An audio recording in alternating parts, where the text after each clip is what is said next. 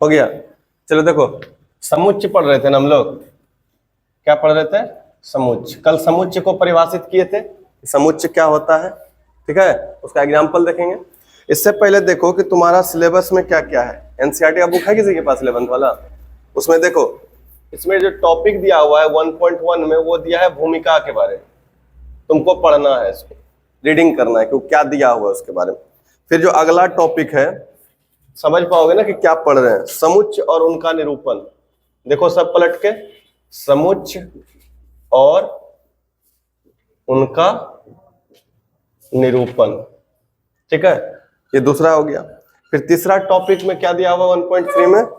रिक्त समुच्चय नहीं दिया है, देखो तो रिक्त समुच्चय दिया हुआ है। और फिर 1.4 में क्या दिया हुआ है? परिमित और अपरिमित।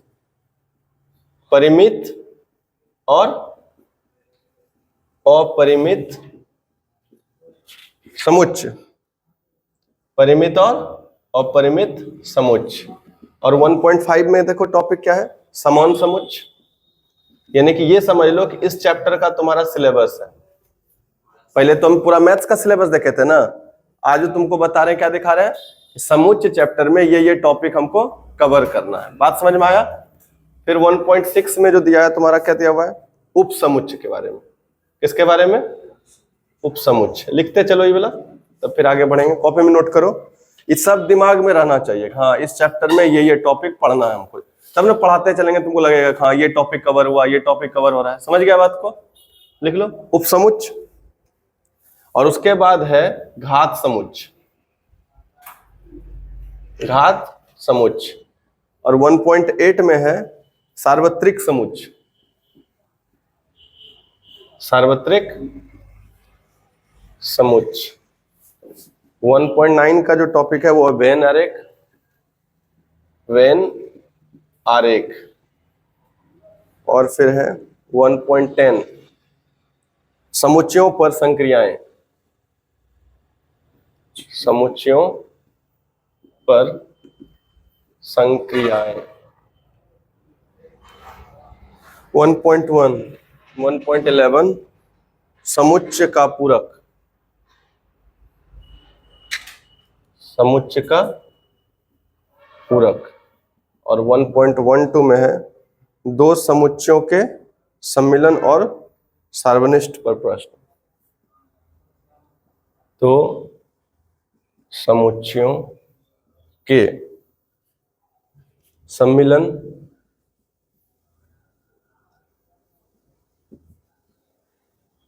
सम्मिलन और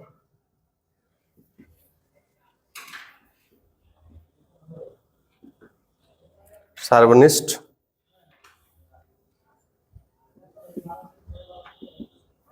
पर आधारित व्यवहारिक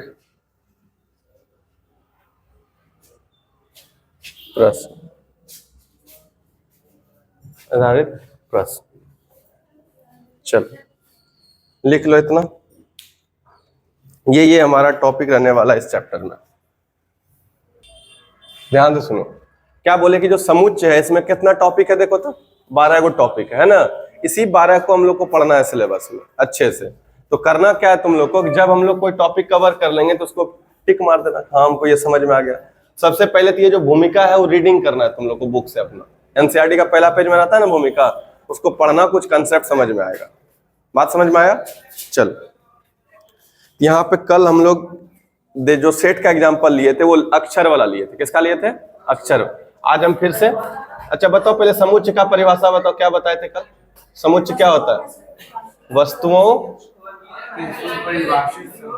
के सुपरिभाषित, वस्तुओं के सुपरिभाषित संग्रह को समुच्चय कहते हैं। वस्तुओं के सुपरिभाषित संग्रह को समुच्चय कहते हैं। ठीक है, तो अब एक मान लो कि एक और हम समुच्चय का सेट बनाते हैं। 1 2 3 4 5। बताइए क्या ये समुच्चय है कि नहीं है? बताना कैसे समुच्चय?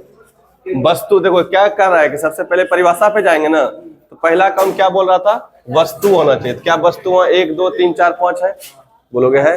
अब इसमें फिर क्या कर रहा था, सुपरिभाषित संग्रह, यानी कि कुछ भी लिखा रहे जिसको हम परिभाषित कर सके, जो वस्तु है और इसका जो संग्रह है इसका हम कोई परिभाषा दे सके। क्या दे सकते हैं, क्या ये सब प्राकृतिक संख्या, बोलो दे सकते हैं नहीं दे सकते। तो वस्तु भी हो गया और इसको एक परिभाषित भी कर सके, तो ये समुच्चय हुआ ना। तो समुच्चय बोलने के लिए दो बात ध्यान रखना है, पहले तो वस्तु होना चाहिए और उसका सुपरिभाषित संग्रह।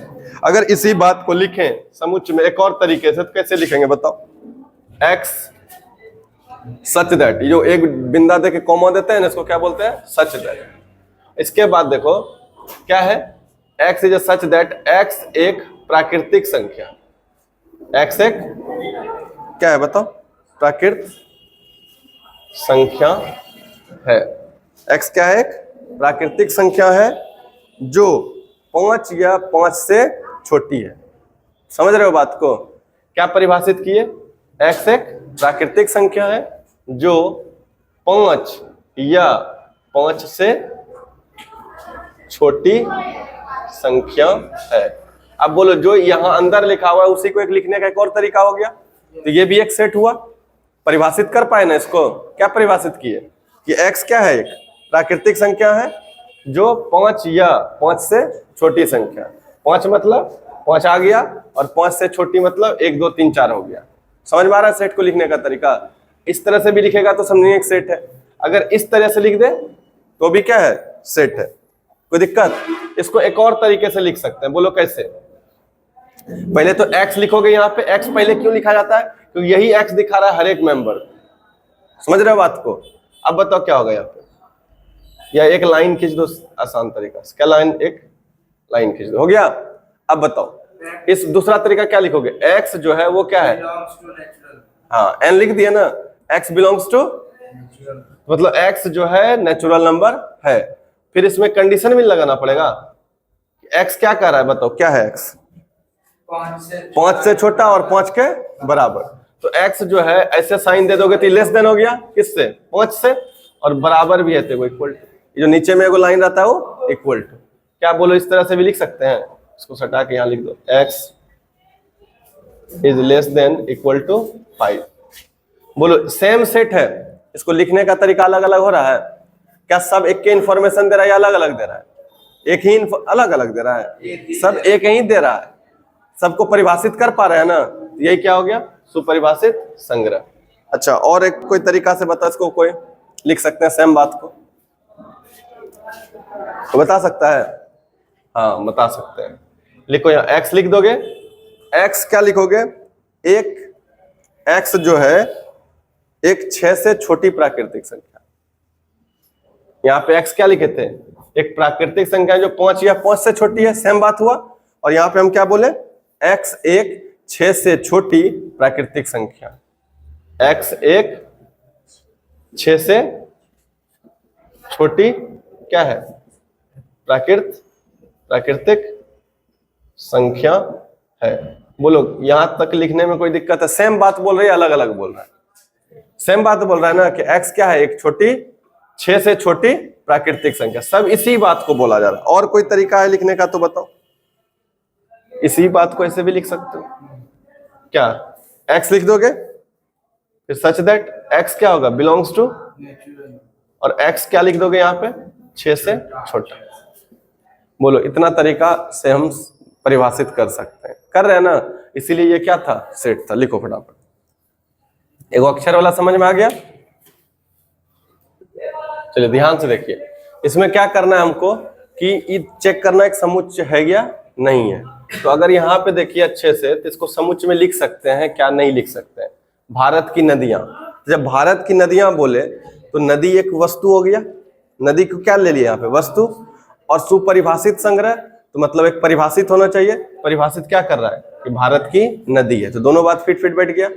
वस्तु क्या हो गया, नदी, और उसका परिभाषा क्या दिया कि भारत की नदियां। तो हमको इसको क्या सेट ऐसे बना के लिख सकते हैं, क्या x भारत की नदियां, भारत की नदी है। क्या ये बात समझ में आया, लिख सकते हैं ना इसे, x क्या बन गया, वस्तु भी बन गया और उसको सुपरिभाषित ये कर दिया। क्लियर हो गया। दूसरा इसको लिख सकते हैं, बनाइए तो 10 से कम विषम प्राकृतिक संख्या। अच्छा, विषम प्राकृतिक संख्या में हम लोग पढ़े थे ना, प्राकृतिक संख्या पढ़े थे कि नहीं पढ़े थे? गिनती वाला संख्या को क्या बोलते हैं? प्राकृतिक संख्या। यही प्राकृतिक संख्या 4 तरह से और टूट सकता है। कितना तरीके से? 4 तरीके से। एक होता है सम संख्या, एक होता है विषम संख्या, और एक भाज्य संख्या, और एक अभाज्य संख्या। क्या क्या हुआ? एक भाज्य संख्या और एक अभाज्य संख्या। सबको पता है सबके बारे में? सम संख्या क्या होता है? जो 2 से पूरा पूरा कटे, यानी कि 2 का मल्टीपल हो। और विषम संख्या जो 2 से भाग नहीं लगे, उसको विषम संख्या। और भाज्य संख्या जिसका 2 से ज्यादा गुणनखंड हो, जिसका 2 से ज्यादा गुणनखंड हो, गुणनखंड हो। और अभाज्य संख्या जिसका केवल 2 गुणनखंड हो, जिसका केवल 2 गुणनखंड हो। और 2 में कौन? एक एवं स्वयं, एक 1 होगा और एक स्वयं होगा। तो इन दोनों को समझाने के लिए हम क्या करते हैं, ऐसे लिखते हैं, जैसे 4 का गुणनखंड कौन होगा? 4 किससे किससे कटता है? 1 से कटता है, 2 से कटता है और 4 से कटता है। तो 4 का गुणनखंड का संख्या कितना हुआ? 3। 4 का क्या गुणनखंड हुआ? 3। 6 का गुणनखंड बोले तो 1 से कटेगा, 2 से, 3 से, 6 से। इसमें 4 गुणनखंड हो गए। बात समझ में आया? तो क्या ये भाज्य होगा या अभाज्य होगा? तो भाज्य के लिए क्या बोल रहा था कि 2 गुणनखंड होना चाहिए। जैसे मान लो 5 लिख दिए, इसका गुणनखंड क्या होगा? किससे किससे कट रहा है? एक 1 से कट रहा है और एक 5 से कट रहा है। तो 2 से ना कट रहा है तो 5 कैसा हो गया? एक देखो 2 से जो कट रहा है, एक खुद 1 से कट रहा है और एक खुद से, एक 1 से और एक, इसका मतलब इसका क्या हो गया? 2 गुणनखंड। क्या गुणनखंड है इसका? 2 को। और इसमें देखो तो 2 से ज्यादा है, 2 से ज्यादा, और इसमें भी क्या है? 2 से। तो ये दोनों कैसा संख्या हो जाएगा? भाज्य संख्या। और ये कैसा हो जाएगा? अभाज्य संख्या। 9 का देखो तो 9 का गुणनखंड कौन कौन सा होगा? देखो 1 होगा, 3 होगा, 9 होगा। 1 3 9 होगा ना गुणनखंड। तो इसमें भी बताओ गुणनखंड क्या हो गया? 2 से ज्यादा हो गया ना। तो 9 कैसा? भाज्य क्यों? भाज्य, भाज्य संख्या। क्या ये बात समझ में आया सबको? भाज्य और अभाज्य क्लियर हो गया कि जिसमें 2 से ज्यादा गुणनखंड होगा वो भाज्य संख्या, और जिसमें 2 ही गुणनखंड हो वो क्या हो जाएगा? अभाज्य संख्या। क्लियर हुआ यहां तक? अच्छा, इसके बाद एक और संख्या होता है जिसको बोलते हैं सहअभाज्य संख्या। सहअभाज्य संख्या। बताओ सहअभाज्य संख्या क्या होता है?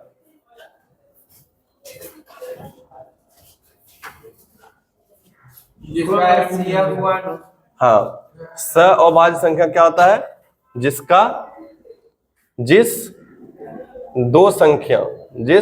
दो संख्या का HCF 1 होगा उसको क्या बोलेंगे? सहअभाज्य संख्या। मतलब 2 संख्या है और उसका HCF कितना होना चाहिए? 1 होना चाहिए। तो उसको क्या बोलेंगे? सहअभाज्य संख्या। जैसे मान लो एक 4 है और एक 5 है, एक 4 है और एक, इसका HCF निकालोगे तो कितना निकलेगा? निकलेगा ना। ये दोनों का HCF कितना हो गया? 1। अगर ये दोनों का HCF 1 निकला तो ये दोनों कैसा संख्या है? एगो नहीं, दोनों कैसा है? सहअभाज्य संख्या। बात समझे? तो ध्यान से सुनो। और अच्छा, यहां लिखे 3 और 5, इसका HCF निकालो तो कितना होगा? इसका भी HCF 1 होगा। 3 और 5 का HCF कितना होगा? तो ये दोनों भी कैसा संख्या हो गया? बताओ। सहअभाज्य संख्या। क्या बोलो, ये बात क्लियर हुआ? सहअभाज्य संख्या पहचानने आ गया कि जिन 2 संख्याओं का HCF 1 होगा उस 2 संख्या को क्या बोलेंगे? सहअभाज्य संख्या। क्लियर है? अब एक और चीज, इसको थोड़ा अच्छा से देखो। 3 कैसा संख्या है? भाज्य क्यों अभाज्य? 3 कैसा संख्या है? क्यों? इसका 2 को गुणनखंड ना होगा, एगो 1 से और एगो 5। बताओ कैसा संख्या है? वो भी अभाज्य। तो 2 को अभाज्य संख्या था और क्या बना? सहअभाज्य बना। और यहाँ पे देखो ये जो 4 है लगातार, तो है ये है लगातार 2 को संख्या रहेगा तो उसका अभाज्य कितना हो जाएगा? 4 और 5 है तो 1, 6 और 7 रहेगा तो लगातार दो संख्या रहेगा तो उसका HCF कितना होगा? ठीक है, लगातार दो का संख्या रहेगा तो उसका HCF क्लियर है। लेकिन यहाँ पे हम एक और चीज बताना चाह रहे हैं। एक तो पहला ही हो गया कि दो लगातार संख्या है तो क्या बनाएगा? सहअभाज्य संख्या। क्या बनाएगा?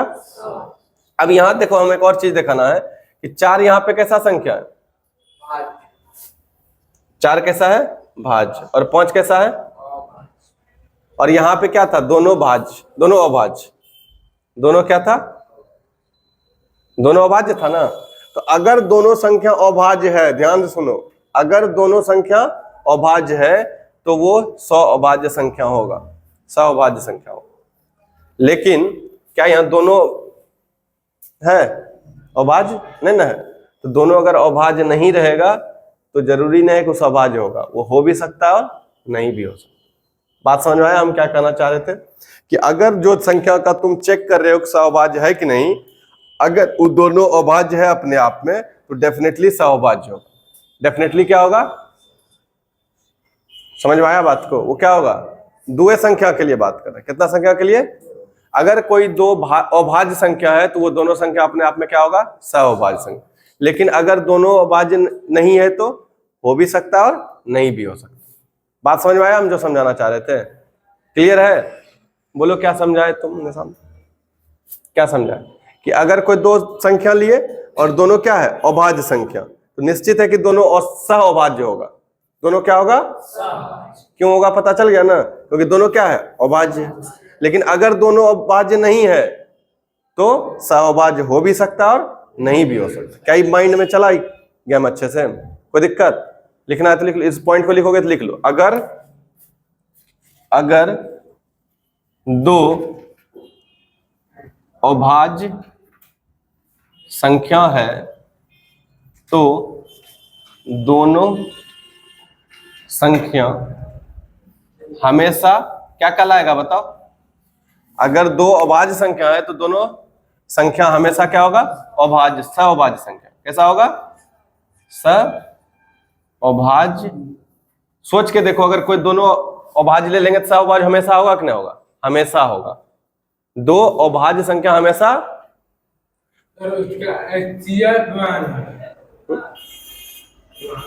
नहीं समझे, नहीं कॉन्सेप्ट को। तब हम क्या करना चाह रहे हैं? सहअभाज्य के लिए HCF तो 1 होने चाहिए। HCF क्या होना चाहिए? हम कह रहे हैं कि अगर दो अभाज्य संख्या है तो उसका ऑटोमेटिक HCF 1 होगा। सोच के देखो, यही तो कंसेप्ट समझा रहे थे नोट मार के। इतना देर से जो समझा रहे हैं, देखो सहअभाज्य के लिए तो लिखे हैं कि जिसका HCF क्या होना चाहिए? 1 होना चाहिए। लेकिन हम कह रहे हैं कि अगर वो दोनों संख्या अभाज्य संख्या है तो उसका डेफिनेट है कि HCF कितना होगा? 1 होगा। तो हम बोल सकते हैं कि अगर दो अभाज्य संख्या है तो दोनों हमेशा क्या होगा? सहअभाज्य संख्या। क्या ये बात समझ में आया?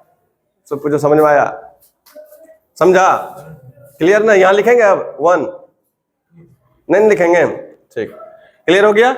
अगर यहां पे लिख दें कि अगर दोनों अभाज्य संख्या नहीं है तो सहअभाज्य हो भी सकता है और सहअभाज्य नहीं भी हो सकता। क्लियर हो गया? वो लिख दें कि समझ गया? चलो ठीक है, उतारो तब इस पे आते हैं। बताओ, ये वाला भी होगा? अब यही ना समझाने में हम उधर चल गए थे। पढ़ो तो क्या करा है?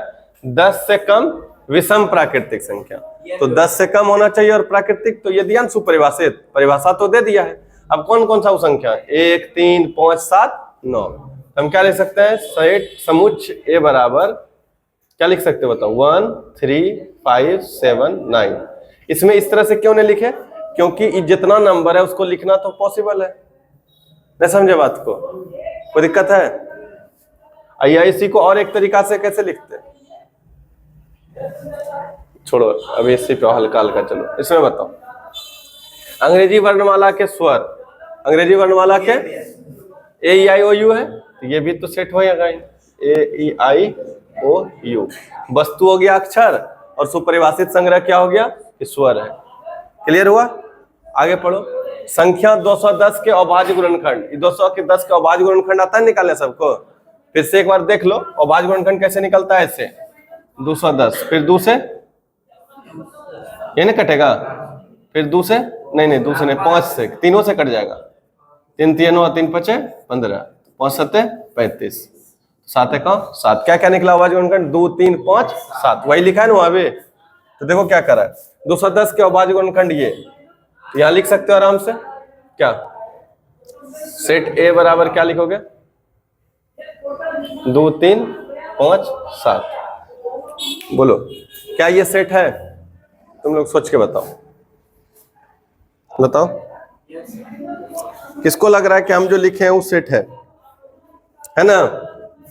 इधर बताओ नेक्स्ट, सम प्राकृतिक संख्याओं का समुच्चय। क्या करा है? सम प्राकृतिक संख्या। सम प्राकृतिक संख्या कौन कौन होगा? 2 4 6 8 10 डॉट डॉट चलते रहेगा, ये तो रुकेगा नहीं। कोई कंडीशन लगाया है? नहीं लगाया कि 20 तक लिखना है, 40 तक लिखना है, ऐसा कोई कंडीशन। तो इसको कैसे लिखोगे? ए बराबर 2 4 6 8 ऐसे डॉट डॉट डॉट दे दोगे, क्या कि चलते रहेगा। और इसी को एक और तरीका से लिखते तो क्या लिखते? ए बराबर एक्स सच दैट एक्स क्या लिख देते? सम प्राकृत संख्या है। हो जाता कि नहीं हो जाता? चलो अब लास्ट वाला बचा है ना, ये सबको हो गया क्लियर। नेक्स्ट बताओ क्या है? समीकरण इसका मूल है। मूल समझते हो ना? एक्स का वो वैल्यू जिस पे इस पे डाल देंगे तो इसको क्या बना देगा? 0 बना देगा। क्या बना देगा? 0।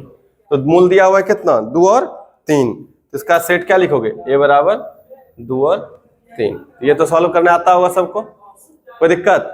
चलो ये लिख लो, तो फिर आगे क्वेश्चन करते हैं। चलो क्या देखें? एन से किसको दिखाते हैं बताओ जरा फटाफट। एन जो है ना सिंबल, इससे दिखाते हैं प्राकृत संख्याओं का समुच्चय। लिखते चलो फटाफट, प्राकृत संख्याओं का समुच्चय। अब उसके बाद है जेड या आई। बताए थे, याद करो, संख्या में किससे दिखाते हैं? इंटीजर्स यानी पूर्णांकों का समुच्चय।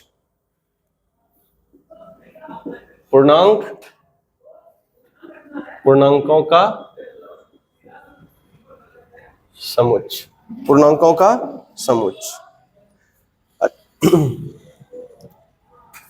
और क्यू से क्या दिखाते हैं? क्यू से किसको दिखाते थे? परिमेय संख्या का समुच्चय। परिमेय संख्या का समुच्चय। परिमेय संख्या का समुच्चय। आर जो होता है ये क्या दिखाता है? आर दिखाता है वास्तविक संख्याओं का समुच्चय। वास्तविक संख्याओं का समुच्चय। आर क्या है? वास्तविक संख्याओं का समुच्चय। और जेड प्लस क्या है? धन पूर्णांकों का समुच्चय। धन पूर्णांकों, ये याद रखना है, क्वेश्चन में जब आएगा तो पता चलेगा ना कि कौन सा संख्या बोलना चाह रहा है कि नहीं। फिर क्यू पे प्लस रहेगा तब बताओ, ये तो आप सोच के बता सकते हो कि जेड पे प्लस था तो धन पूर्णांकों का समुच्चय क्यू था, तो क्यू पे प्लस है तो क्या हो जाएगा? धन परिमेय संख्याओं का समूह। क्यू पे माइनस आ जाएगा तो ऋण। समझ में आ गया? तो क्यू प्लस क्या हो गया? धन परिमेय संख्याओं का समुच्चय। धन परिमेय संख्याओं का समुच्चय। और आर प्लस बताइए क्या होगा? आप लोग सोच के बताओ, आर प्लस क्या होगा? हाँ, क्या हो जाएगा? धन वास्तविक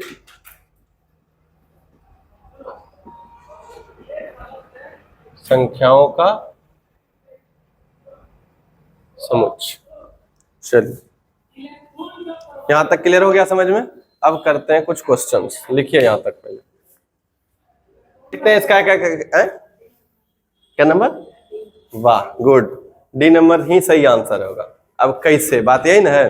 तो ध्यान से देखो, कि बांका में सभी सुंदर महलों का संग्रह।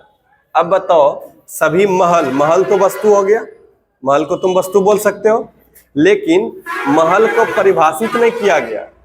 महल का परिभाषित नहीं किया कि किस आधार पर सुंदर बताना।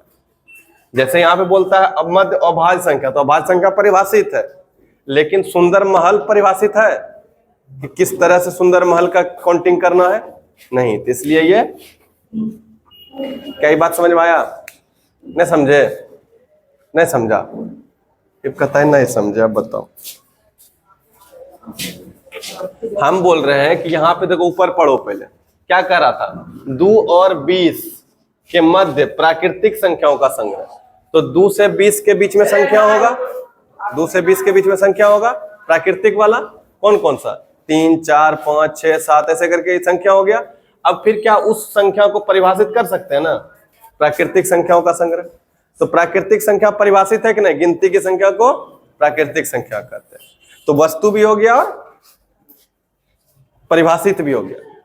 देखो समुच्चय का परिभाषा क्या था, वस्तुओं के सुपरिभाषित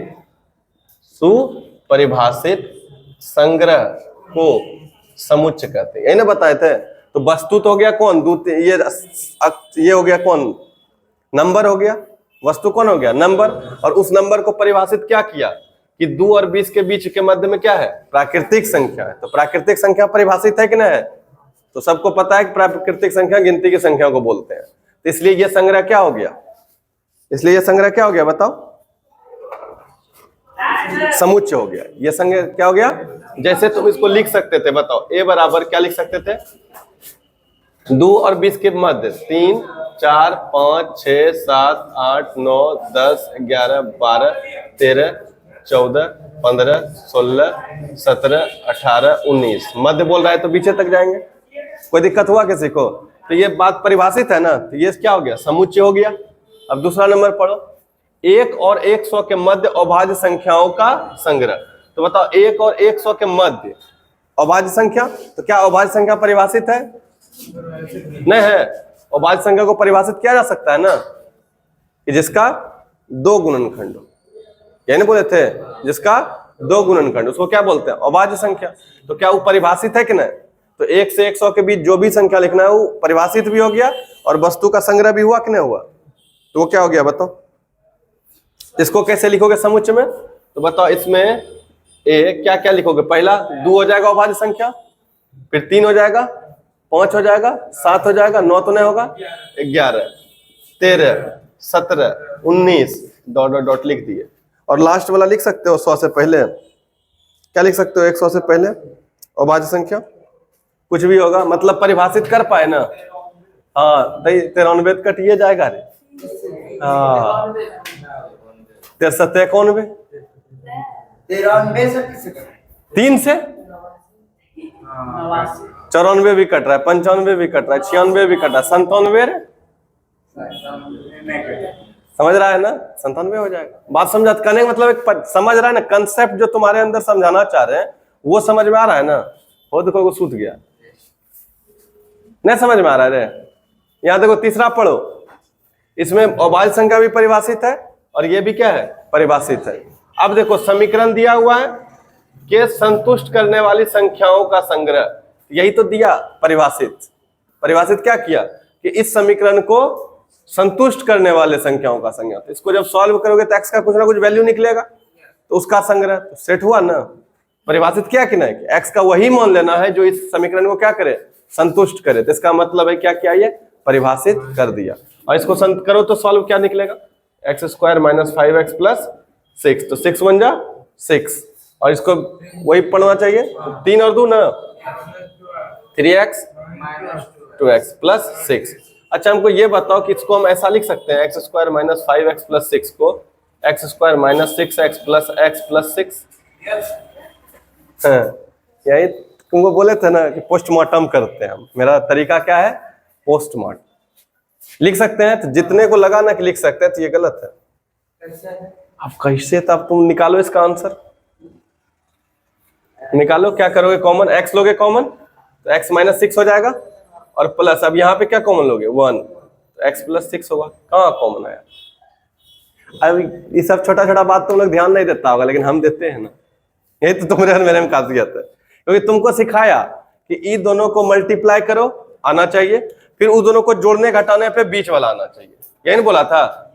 देखो क्या बोला था कि 6 और 1 का करो गुना, कितना आया 6, तो 6 का करो गुणनखंड, सिखाया था ना। तो 2 तिया 6 आ गया, 2 तिया 6। तो यहाँ पे बताओ क्या आ रहा है, 2 और 3 आ रहा है। एक तो ये तरीका हुआ, 2 और 3, 6 तो नहीं आया। लेकिन अगर तुम ऊपर परिभाषा से चलते हो तो 1 गुना 6 करते हैं तब भी वही आ रहा है, और 2 गुना 3 कर रहे हैं तब भी। तो आखिर ये वाला क्यों गलत हुआ, मेरा क्वेश्चन ये है। बात तो तुम्हारा रूल फॉलो कर रहा है कि नहीं कर रहा है? अब बताओ यहाँ पे कर रहे हो -6,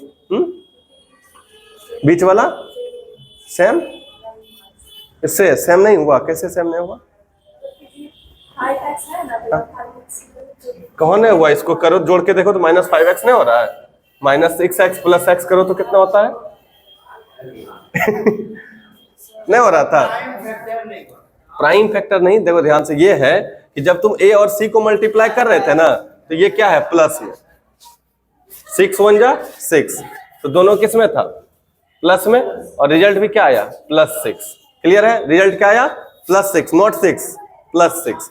अब इसमें मल्टीप्लाई करना, और यहां पे करोगे क्या, 2 और 3 लेते हैं। क्या लेते हैं, 2 और 3। एक में 2 में क्या लिए हो, यहाँ पे ये दोनों माइनस में लिए हो, यानी कि एगो लिए -2 और एगो लिए -3, तो करो तो कितना हो गया, +6।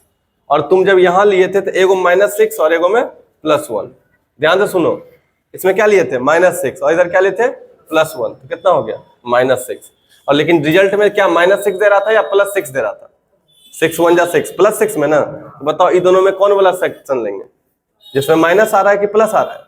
प्लस वाला, क्योंकि 6 1 जा 6 प्लस में था ना, इसलिए ऊपर वाला चलेगा, नीचे वाला गलत हो जाए। नहीं समझे बात को?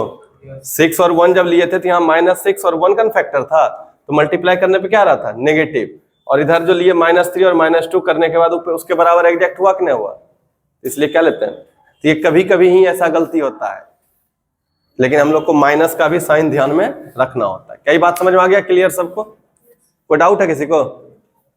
चलो, तो छोटा छोटा बात लेकिन मोटा मोटा बात, छोटी छोटी लेकिन मोटी मोटी बात, नहीं रे, हल्का हल्का बात था। अब यहां तक बोलो, यहां तक कोई दिक्कत हुआ? इसका क्या सॉल्व कर दोगे तो 2 3 आ जाएगा। क्या आ जाएगा, 2 3। तो इसका सेट क्या बन जाएगा, a बराबर 2 और 3। कोई दिक्कत हुआ? सब में परिभाषित मिला, इसमें ये परिभाषा दे रहा था, इसमें ये परिभाषा दे रहा था, इसमें ये परिभाषा दे रहा था, और ये सब क्या था, संख्या था, वस्तु था। इसमें भी इसका जो आंसर आएगा वो वस्तु था, और परिभाषित कौन कर रहा था, ये लाइन। लेकिन जब इसमें आते हैं तो कहता है बांका में सभी सुंदर महल। बांका में सभी, वस्तु तो बन गया महल, लेकिन महल को परिभाषित नहीं किया, महल को परिभाषित नहीं किया। और महल का परिभाषा तुमको भी नहीं पता है कि सुंदर महल का परिभाषा क्या है पता? कुछ चीज होता है सब्जेक्टिव, कुछ चीज क्या होता है, सब्जेक्टिव। सब्जेक्टिव मतलब वो पर्सन टू पर्सन वेरी करेगा, और पर्सन टू पर्सन अगर वेरी करता है तो वो सच नहीं हो सकता, क्योंकि उसको एक परिभाषित होना जरूरी है। अगर बोलेंगे कि बताओ 5 गो सुंदर लड़का या 5 गो सुंदर लड़की, तो हर एक का आंसर बदल जाएगा। जैसे इसका एग्जाम्पल ये है कि वेस्टर्न कंट्री में, वेस्ट इंडीज सबको देखा है, सब करिया करिया होता है। अब वहां पे सुंदर का क्या पैरामीटर होगा बताओ? वहां सब करिया है। भारत में तो कर लेता है, चलो गोरा काला, इस पे कर रहा है, कुछ ना कुछ परिभाषित करने की कोशिश कर रहा है सुंदर का, कि गोरा और काला के आधार पर। लेकिन वो लिखेगा तब ना, वहां पे अलग तरीके से होता है सुंदरता का व्याख्या। तो सुंदरता का व्याख्या अलग अलग तरीके से किया जा सकता है, नहीं समझे? उसी क्योंकि सुंदरता का कोई परिभाषा, फिक्स परिभाषा नहीं, वो पर्सन टू पर्सन वेरी करता है। तो जो पर्सन टू पर्सन वेरी करेगा परिभाषा, वो समुच्चय का पार्ट नहीं होगा। वो ऐसा चाहिए जो कि सबके लिए सेम हो। तो ये नहीं ना था सेम, तो ये नहीं था। क्या अब क्लियर हुआ कि अभी भी डाउट है किसी को? बताओ, समझ में आ गया? कल अब ये टॉपिक हो गया समुच्चय सेट, समझ गए? कल अब इसका प्रकार सीखें कैसे निरूपित किया जाता है। ठीक है, चलो।